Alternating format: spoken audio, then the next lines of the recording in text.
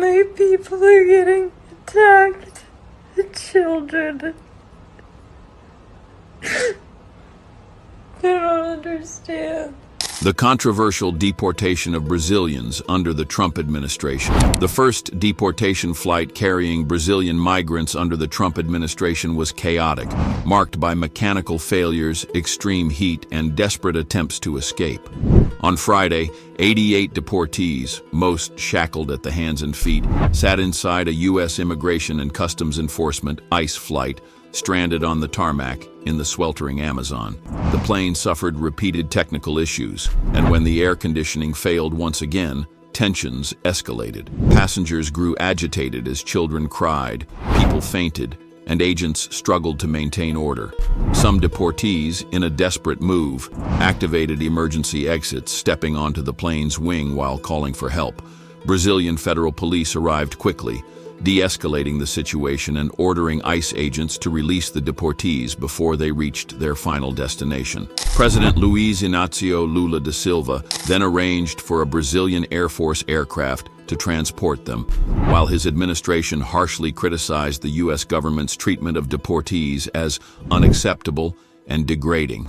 International fallout and political repercussions.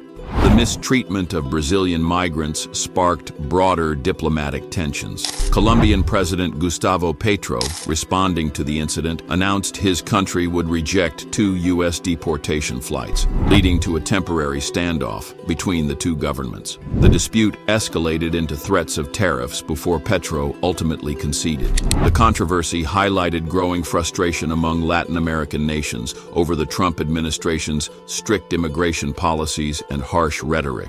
Trump, addressing the issue on Monday, justified the deportations by claiming all deportees were criminals, including murderers, drug lords, and gang members. However, Colombia's migration authority refuted this, stating that none of the deportees arriving in Bogotá had criminal records. In response, the Colombian and Brazilian governments publicly affirmed their citizens' dignity, sharing images of their return home with messages emphasizing respect and humanity. Escalating concerns over deportation methods.